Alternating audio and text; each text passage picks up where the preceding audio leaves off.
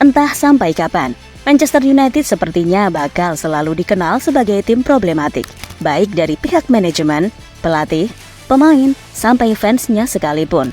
Seakan gak pernah absen bikin publik geleng-geleng kepala, karena banyak isu masalah rumah tangga yang mereka punya. Bahkan tak peduli mau seglamor apa skuad mereka sekarang, dengan adanya sosok juara Eropa maupun dunia, sekaliber Casemiro dan Rafael Varane, kondisi internal tim yang sudah acak adut rasanya sulit untuk dikembalikan. Lebih parahnya lagi, adu mulut antar pemain sudah tak terhindarkan, bahkan sampai bocor ke media.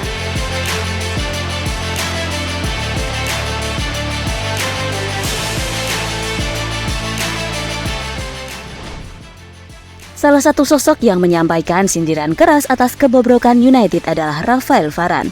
Bek asal Prancis itu sebelumnya sempat digadang-gadang bakal jadi kapten utama tim setelah Harry Maguire dicopot. Heran, Varane sudah memenangi berbagai gelar bergengsi bersama klub maupun negaranya. Ia juga merupakan sosok terpandang yang disegani oleh para pemain maupun penggemar setan merah. Namun, entah apa yang terbesit di kepala Erik ten Hag ketika dia lebih memilih Bruno Fernandes untuk menjadi kapten tim. Memang benar playmaker asal Portugal itu adalah jantung permainan United. Terkadang skema mereka tidak bisa berjalan tanpa kehadiran Bruno. Akan tetapi, dari segi pamor, mentalitas, dan senioritas, jelas Varane berada jauh di atasnya. Lantas, timbullah pertanyaan, mengapa Bruno yang menjadi kapten dan bukan Varane ataupun Casemiro? Ten Hag sendiri menjelaskan bahwa pemilihan Bruno sebagai kapten tim adalah karena ia diyakini sebagai contoh baik sekaligus cerminan bagi para pemain lain. Tapi di lain sisi, penunjukan Bruno sebagai kapten sebenarnya bisa dibilang prematur, karena tidak sepenuhnya sejalan dengan tradisi yang dijalankan United selama ini. Kalau kita melihat para pemimpin kesebelasan terdahulu, kebanyakan diisi oleh pemain asal Britania Raya, atau sosok yang punya masa bakti cukup panjang untuk tim. Contohnya adalah Roy Keane, Gary Neville, Rooney, dan Nemanja Vidic, yang semuanya mengisi paling tidak satu dari dua syarat tersebut.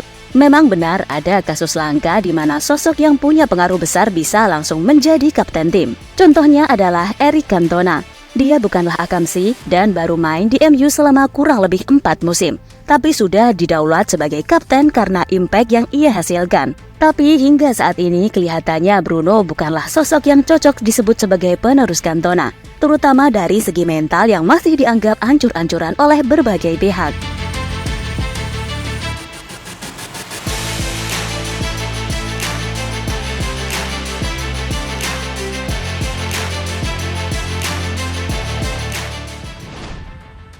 Bruno sudah berulang kali mendapat sorotan dari para pengamat maupun penggemar karena kinerjanya sebagai kapten dianggap tak maksimal. Ia lebih sering ngomel dan merengek ke wasit ketimbang mengangkat moral rekan-rekan satu timnya.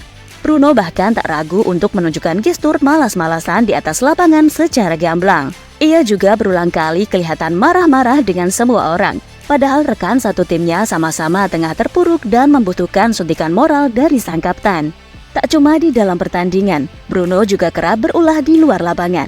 Dirinya bahkan pernah mencibir timnya sendiri karena dianggap tidak berjuang untuk meraih apapun. Lebih parahnya lagi, komentar itu ia lontarkan setelah kekalahan telak dari sang rival abadi yang tak lain dan tak bukan adalah Liverpool. Legenda hidup setan merah Gary Neville dan Paul Scholes bahkan sampai menyebut perilaku Bruno sebagai sesuatu yang amat memalukan bagi seluruh publik Old Trafford.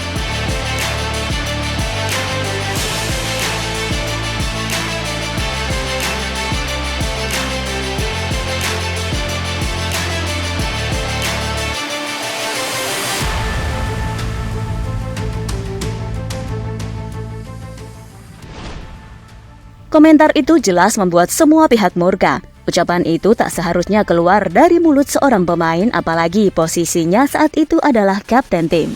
Rafael Varane yang nampaknya masih murka dengan sikap Bruno langsung menunjukkan bagaimana seharusnya seorang pemimpin bersikap di hadapan umum.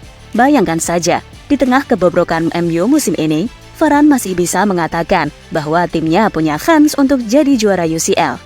Memang ucapan itu terdengar tidak realistis sama sekali, mengingat dari segi moral maupun permainan, skuad setan merah masih gonjang-ganjing. Tapi setidaknya Varane telah memperlihatkan mentalitas seorang pemimpin sejati yang mau pasang badan untuk tim, dan bukannya malah lari dari tanggung jawab. Tak bisa dipungkiri, Bruno memang sosok penting dalam skuad United dalam beberapa musim terakhir. Ia adalah motor penggerak utama bagi lini tengah dan penyerangan tim asuhan Erik ten Hag. Jika ia memang sosok kapten sejati, maka sudah sepatutnya Bruno segera membenahi sikap dan mentalitasnya, baik di dalam maupun di luar lapangan, supaya kelak ia bisa membawa United kembali ke habitat aslinya.